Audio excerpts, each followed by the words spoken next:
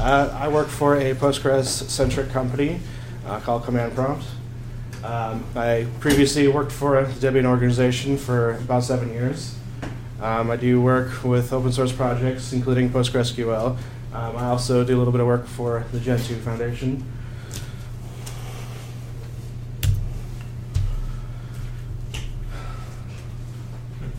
So there's lots of different ways that you can contribute to open source projects. You can just contribute one time. That's it. You're done. Bam. See you later. You can be a frequent contributor. Maybe you find something you like and keep giving to it. There's individual contributors. Most people are individual contributors. There's also team members. I'll go into these more in a little bit. One-time contributors. So it could be you find something's wrong, you file a bug report with whatever the project is, and that's it. You're done. Thank you. Goodbye. See ya. Maybe you find a typo in the documentation. This happens a lot because as coders, we have very little grammatical skills, and spelling is not a forte usually. You could also write a patch. You figure out there's something wrong with a particular program or some library, whatever. You figure out how to fix it, write a patch, send it upstream.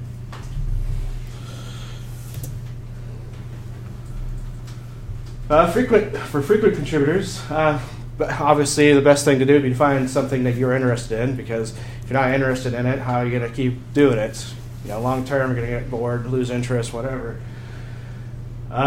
If it's a large project, like a Linux distribution, you probably want to find a particular niche, some little aspect of it that you want to contribute to or help with.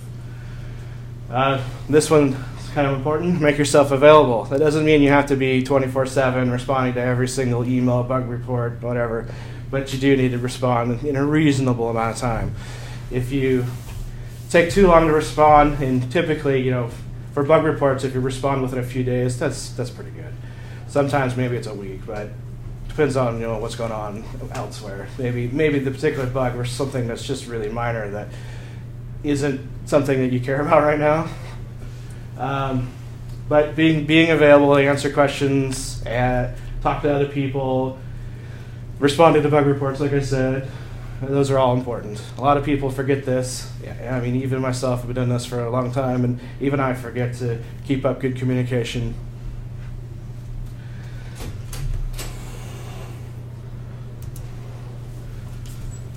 So for individual contributor, most contributors are just individual contributors.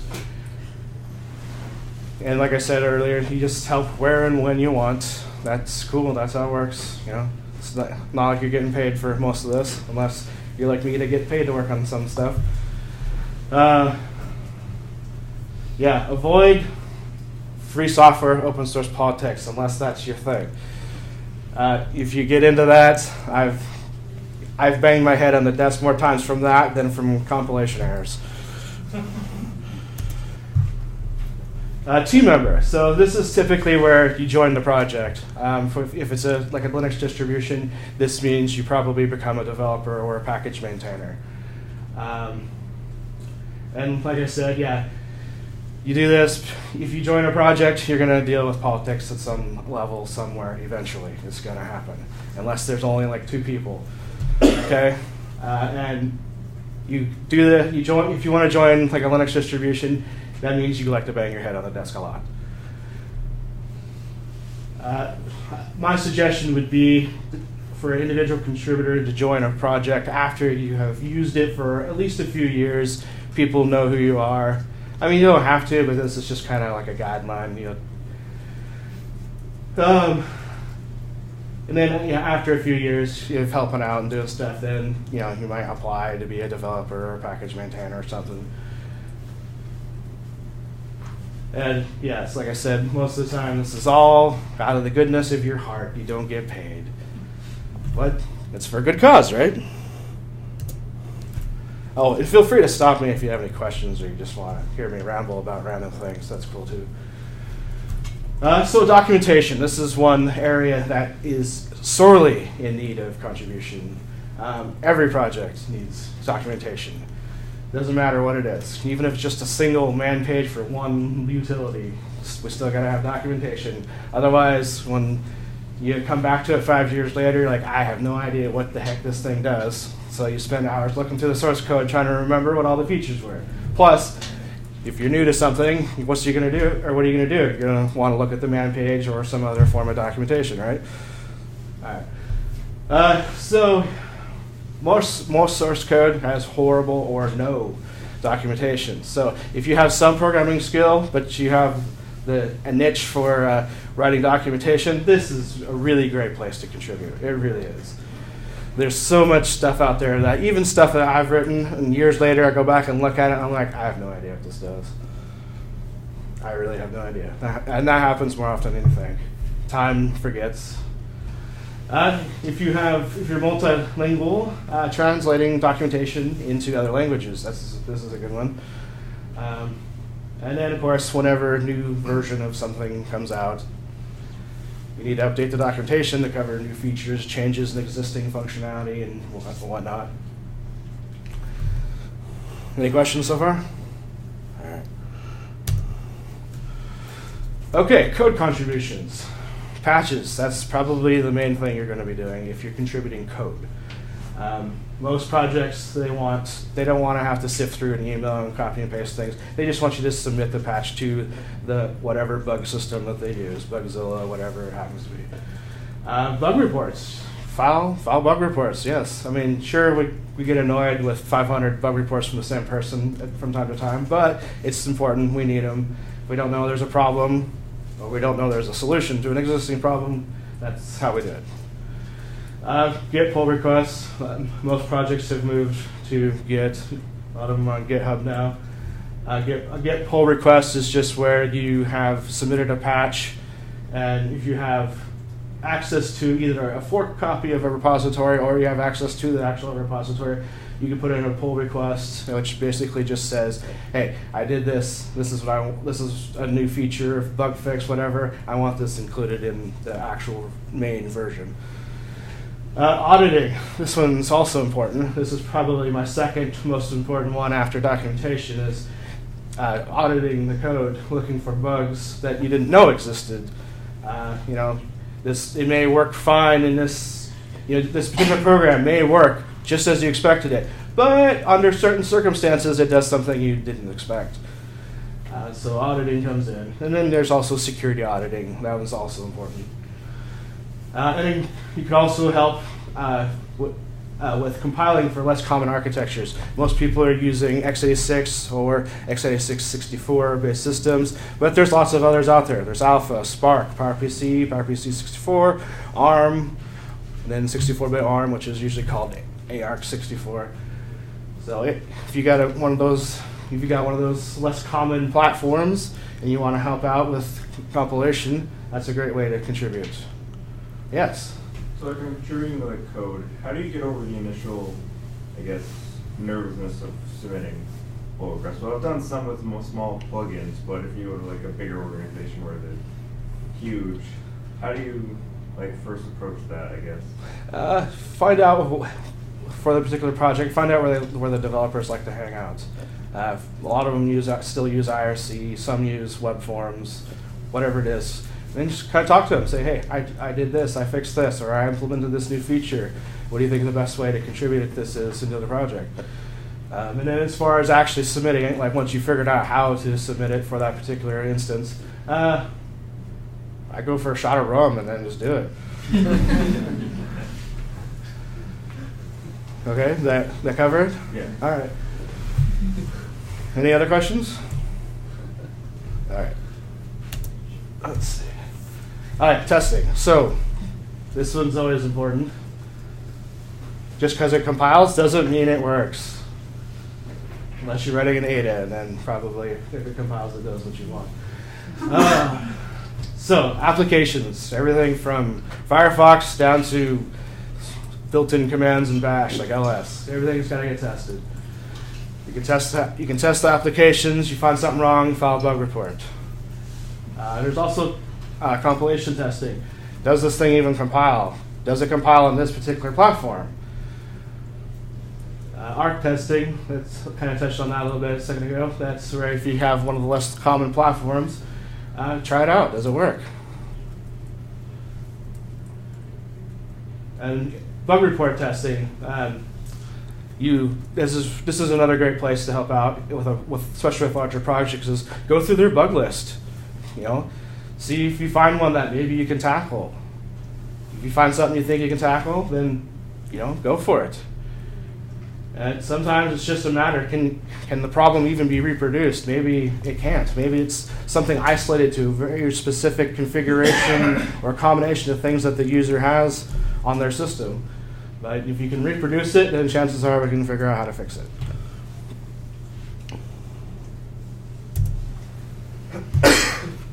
There's also, you can also contribute by providing support, like tech support. You can help end users. You can help other developers. Ways to help out would be on IRC or mailing lists or discussion forums. And then there's also the local user groups. Those are great. Here in Bellingham, we have Bellingham Linux Users Group. Lots of people go to those just to get help or ask a question. Those are great ways to help out. You have a particular set of knowledge or skill, come hang out. Say, hey, I can do this. Do you want to help with it?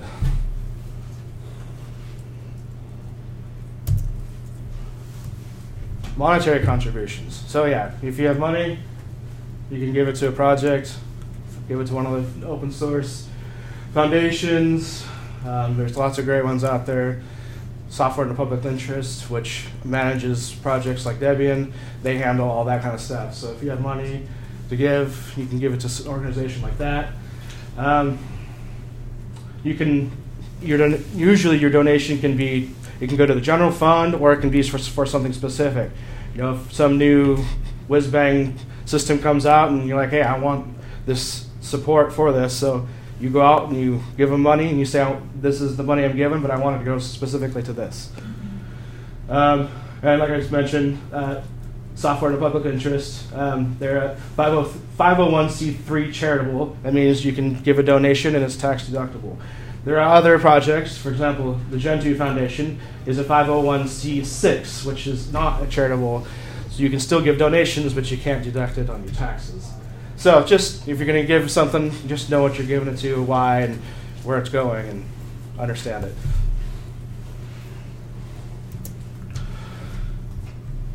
Yes, giving the gift of hardware. This one's always good, especially for projects like Debian, where everything has to be compiled for every architecture. New version comes out, it's got to be compiled, again, for every architecture. You can donate hardware. You can hardware donations can be for development, for build hosts, which I just mentioned, and then of course the exotic hardware, for the less common platforms out there. You can give the hardware as a donation. Here you go. This is yours. You deal with it now, or you can loan it, lease it out. So in that case, they may have it or you may have it, but you give them access to it. There's usually some sort of end date. I'll do this for 2 years or whatever. How is that usually done? Is there here, I'm going to mail you this hardware, or?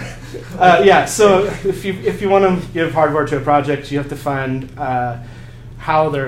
find someone within the project that handles those donations, and usually it's a manager of some particular branch. Like for example. Like say you have an alpha that's a type of server hardware, and you're like, I want to give this to the Debian project. So what you want to do is you want to contact the alpha port team at Debian and say, hey, I have this hardware that I would like to donate to the project. Where should I send it? And then that person will either tell you or get you in touch with someone who will.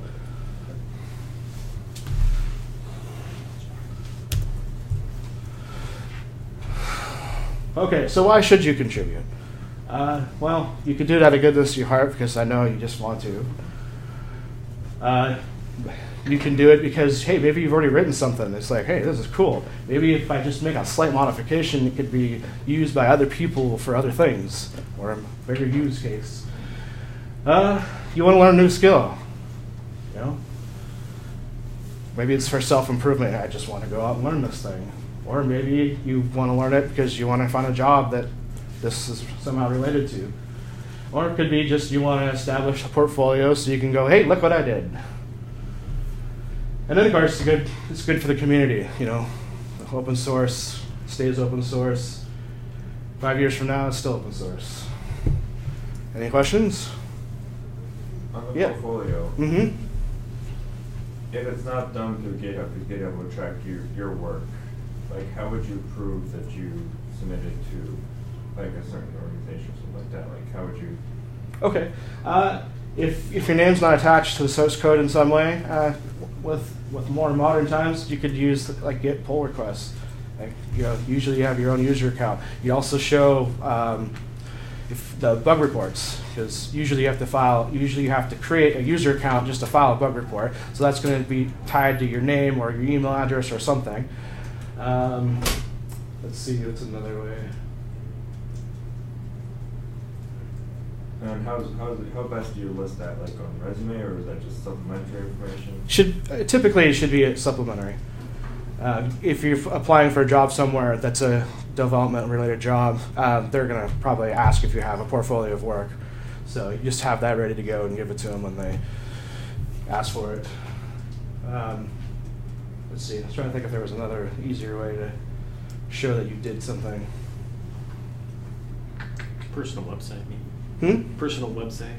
Oh yeah, you could always put a copy of it on your own personal website. That's a great idea. Thanks. A lot of people like to publish it on the personal website first and then forward that, so you can say, look, I actually did it version.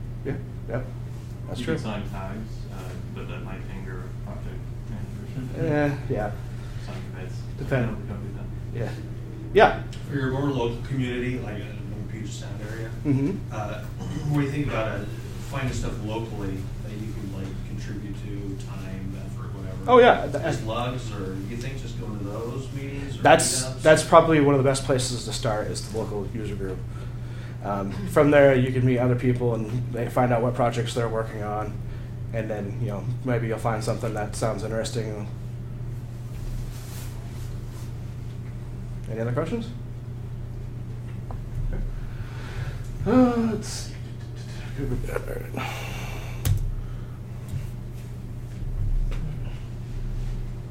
Okay, so this is an overview of my time at Debian.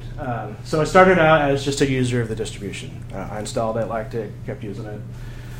And then, after a while, started finding the occasional bug. This is back in the early to mid-90s, so there was a lot more issues to run across than maybe nowadays. But then again, maybe not. I'd find something that didn't work, and I'd file a bug report. Of course, back then we didn't have Bugzilla. Most of it was just done through custom systems or even email. Some of the package maintainers back then, you emailed them, this is broken, and this is how I found out it was broken, and then go from there. I had some exotic hardware, specifically I had a few alpha servers. So I decided I wanted to learn some new skills. I wanted to learn more C, wanted to learn some assembly. I wanted to learn more about the low-level parts of the hardware and how the kernel and all that stuff interacts with the hardware. I had an interest in helping more.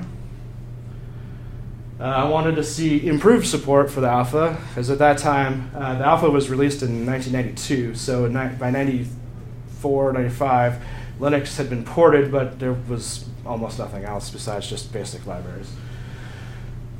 So I joined after a few years of helping out, I became a Debian developer. I applied, went through the process. I worked specifically on the alpha port team, where I took source code that everybody else had written, which was almost entirely horrible, written with the assumption that int was 32-bit, because int would never be anything but 32-bit. So work on fixing those kinds of things, making sure it compiles and actually runs. After a few years, I don't remember the exact date off the top of my head, the alpha port was considered complete. At that point, I continued to help out, but I started to turn my focus on other things. Myself and one of the other alpha port guys, we went and ported the version of GNU Herd to the alpha hardware. We used CMU's mock kernel and then the rest of the herd system and ported it to the alpha. Then we decided that was boring, so we kind of dropped that, and nobody else, as far as I know to this day, nobody else has bothered to pick that back up. Then the x86 64, usually called the AMD 64 hardware, became widespread. So I started helping out with the AMD 64 port team, but I was never actually a member, but I did assist. Any questions? Okay. So worked with the AMD 64 guys for a while. Got that platform up and going. While I was working on that, Debian had a stable release. AMD 64 was not included, which was fun because it was a fairly new port. A couple years later, new Debian stable release came along, and the FTP masters decided they didn't care about the platform, so it didn't need to be included in the stable release. That was unfortunate, and waiting another 2 years for another release meant that Debian was going to be way behind everybody else in supporting this platform, which by that point was now becoming the common platform. This disagreement and a few other things led to myself and a handful of others leaving the Debian project. We felt that while we respect the upper management, we didn't agree that leaving something out just because you didn't care for it was a valid reason. So, like I said, myself and a few others left Debian and went other places. I have a quick question. Yeah. So when you became basically part of the Debian team and you're doing this, all this, like how much of your time did you spend contributing to this? It was pretty significant. It varied greatly depending on what I felt like doing. And in the beginning, I would say it was a lot of my time, probably half of my time was spent working on Debian. The other half was working various random contract type development jobs to pay the bills. I did get paid a few times to work on Debian for companies that used it for their servers. Let's see. Yeah, in the beginning, it was probably about half of my time was spent working on open source related stuff within Debian. And then towards the end,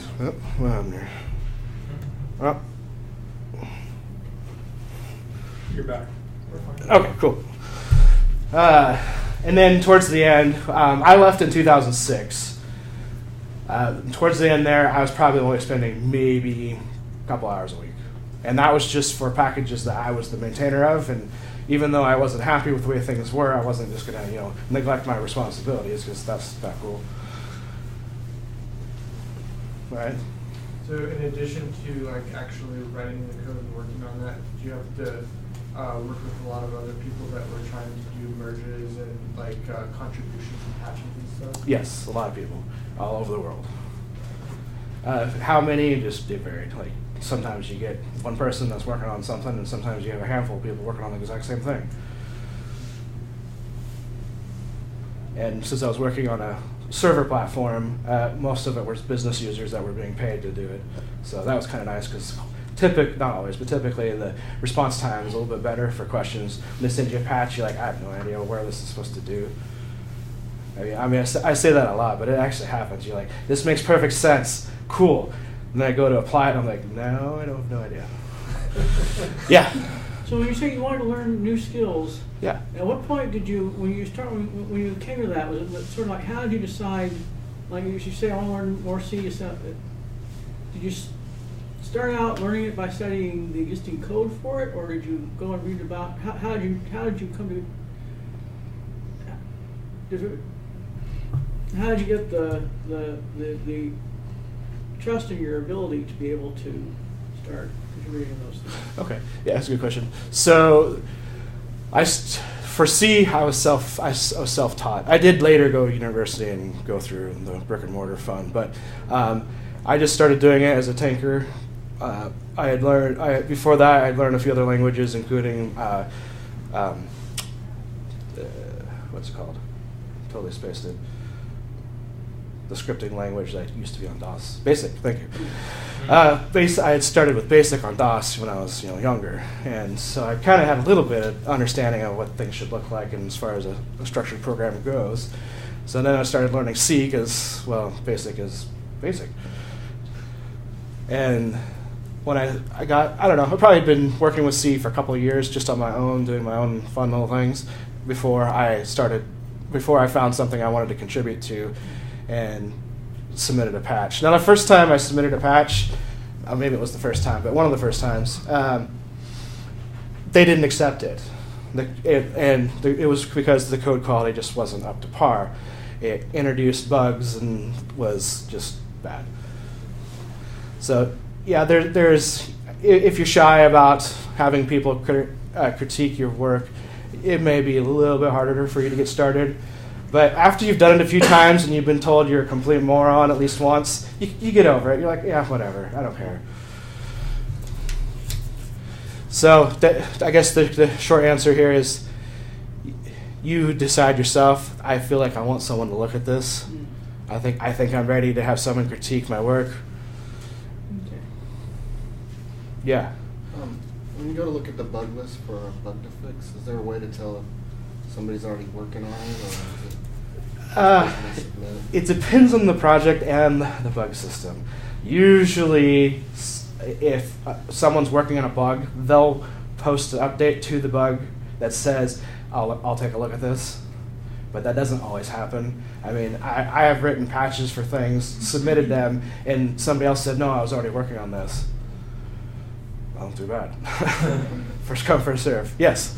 What was the first patch that you submitted that was accepted? First patch.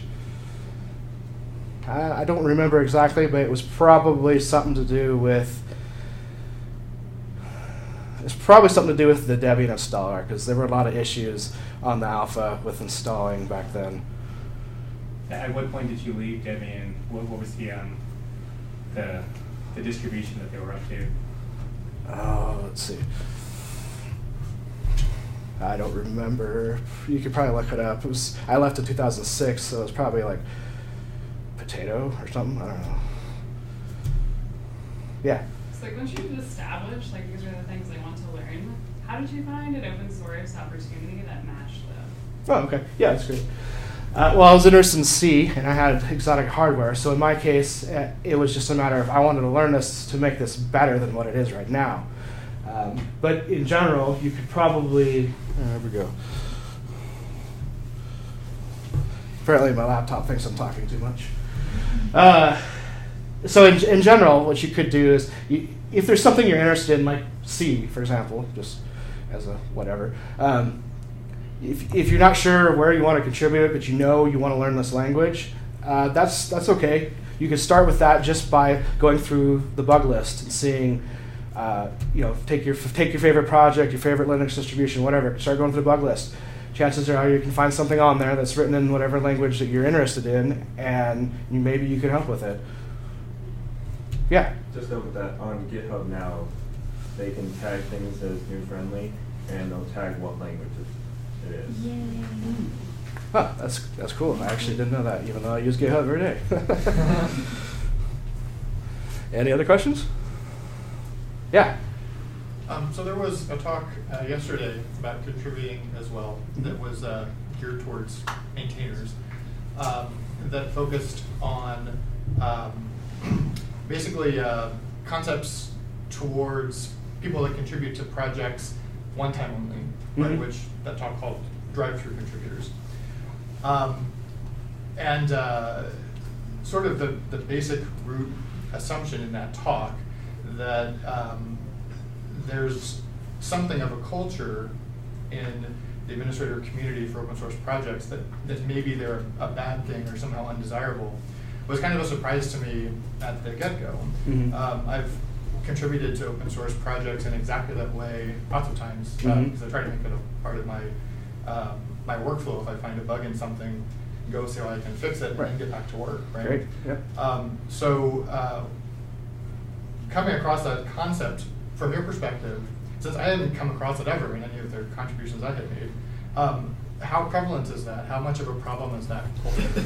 It is a problem, and it varies from project to project. I will actually touch slightly on that in a little bit, but just to give you an idea, there is what you could call the inner circle or the boys-only club in most of the large projects. And individual contributors trying to get things accepted, if what you're contributing to happens to fall into one of these groups, you may or may not get it accepted. It could be the best code ever written. It could make the computer jump up in the air 10 feet and just do amazing things. But because you're not part of that inner group, it might not get accepted. And unfortunately, this seems to be prevalent in larger projects. So it's mostly focused on large rather than smaller projects? From what I've seen, it's mostly present in the larger projects. The smaller ones, I've run across it, but it's usually just one person, or maybe two, but it's usually small. And smaller projects are usually more open to contributions because they want things fixed. They want things to happen. And this is especially true for Linux distributions like new startups.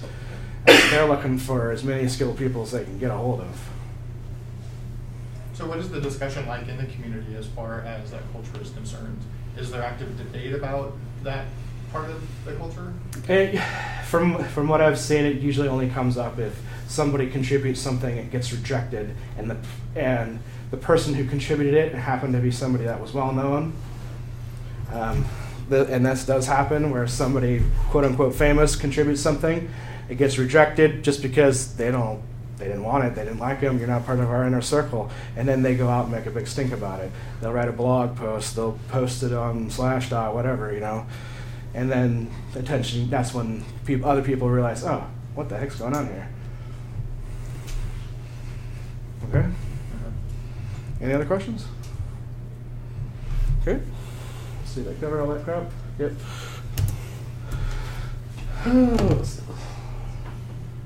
Same slide. All right, that's cool. Let's try this again.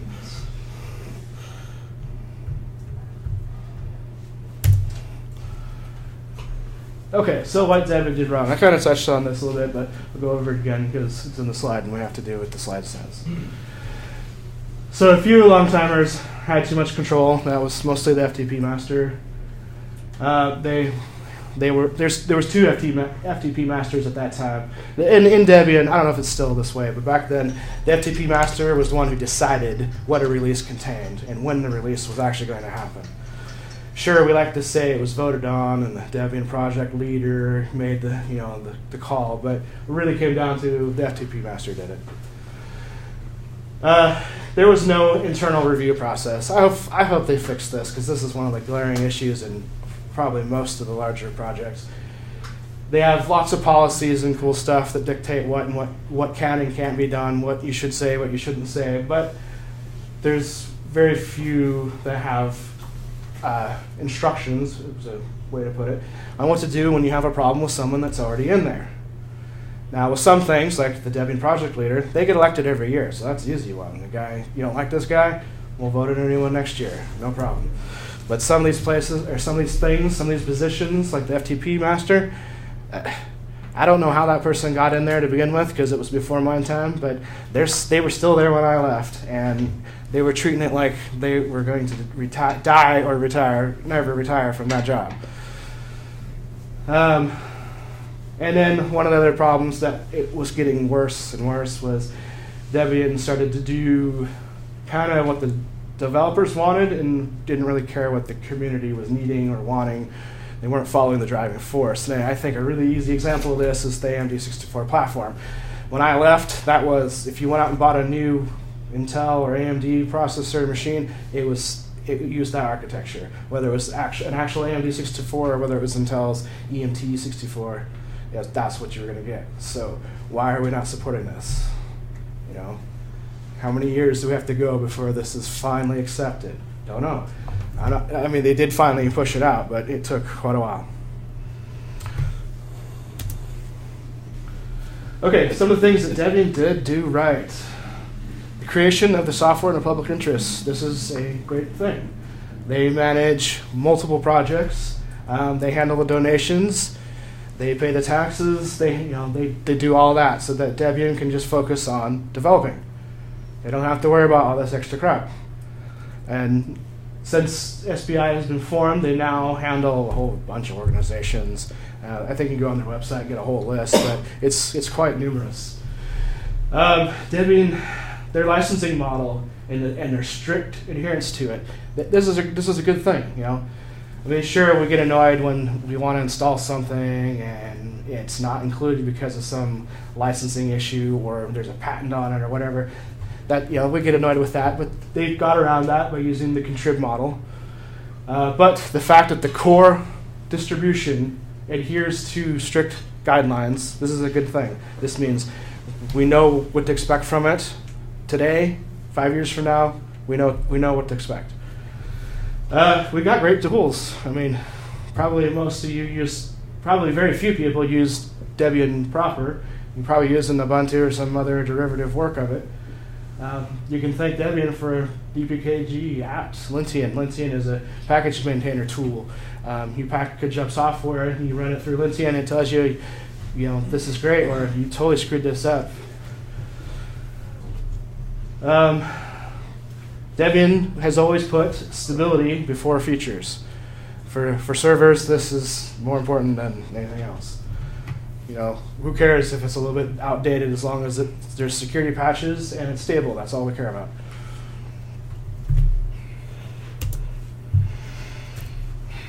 Okay, so common problems with any open source project.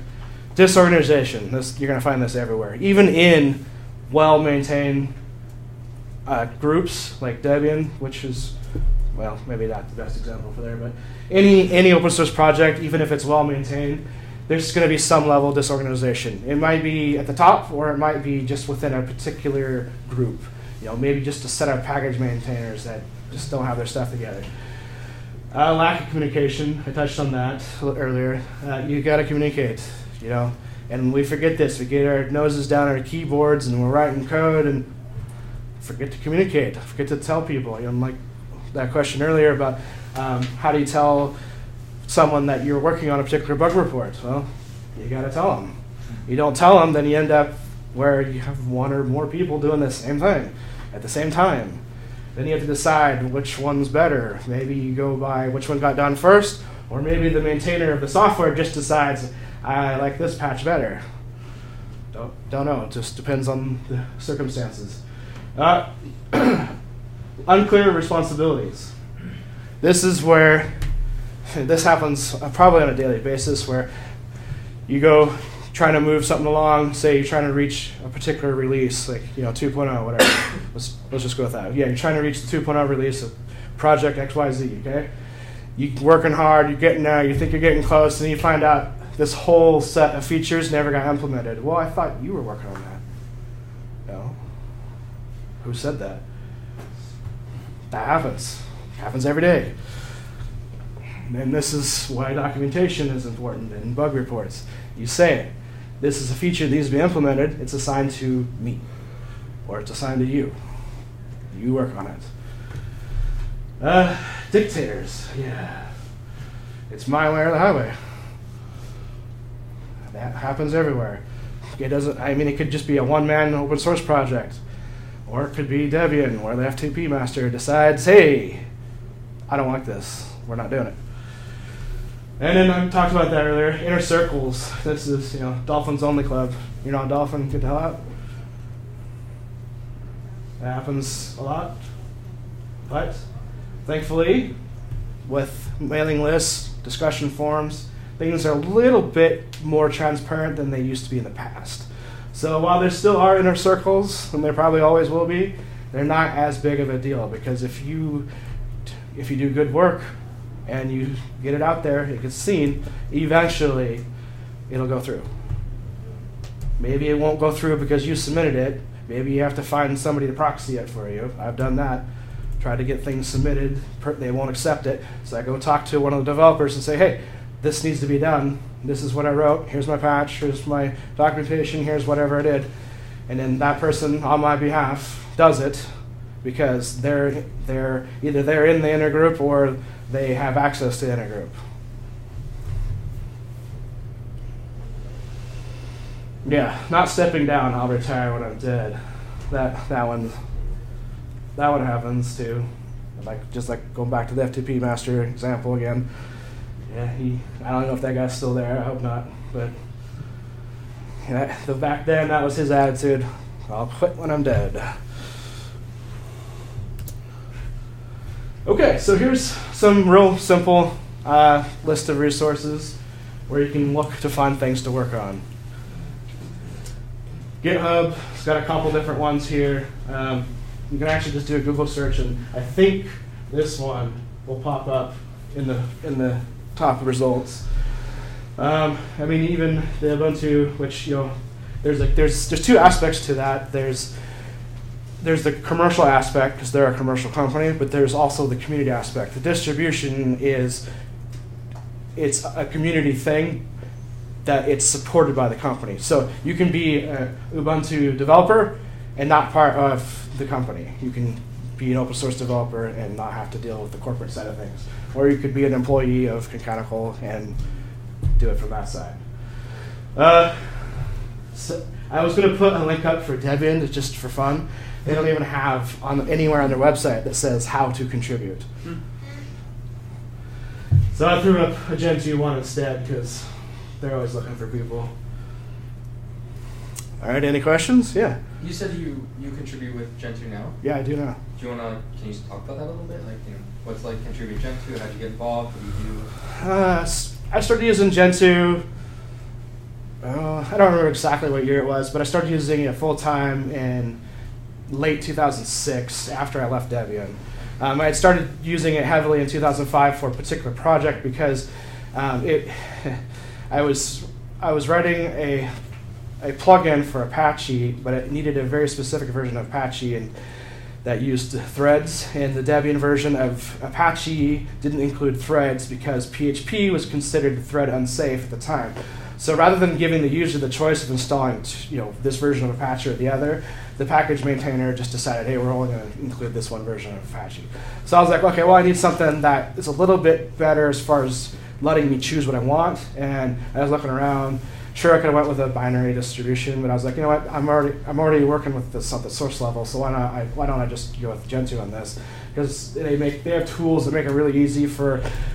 If you don't know, Gentoo is a source-based distribution. Everything has to be compiled before you can install it and use it. So for this particular project that I was working on, their build tools make it really easy for me to include Apache of my own and have that just automatically thrown in when it goes to build the software and install it. So I don't have to go download the software separately, patch it, compile it, and install it myself. The built-in package maintaining tool, which is called Emerge, it just handles that for me. So all I have to do is just write the patch, put it in the right spot, and it just does it. So that worked. That was really simple and easy for that project, and I just kind of kept using it. So these days, I contribute in lots of different areas from documentation. I maintain a couple of packages, and I help out. Gentoo actually has a project called Proxy Maintainers. This is where individual people can maintain packages that are part of the Gentoo distribution, and they work with Gentoo developers to get their packages included. And how it works is the individual people, again, these are just like regular people. They do the work, they give it to whoever their proxy maintainer is, and they'll look it over, say this is great or you need to fix this or whatever. They'll try to test, compile it, and then if it looks good and everything all the checks pass, then on their behalf they'll include it in the project. So if you're looking for somewhere to get started, that's another great place to go, because you can go. They have lots of packages that need maintainers. So if you just want to get your feet wet and try this out, that's a good place to start, because you're not.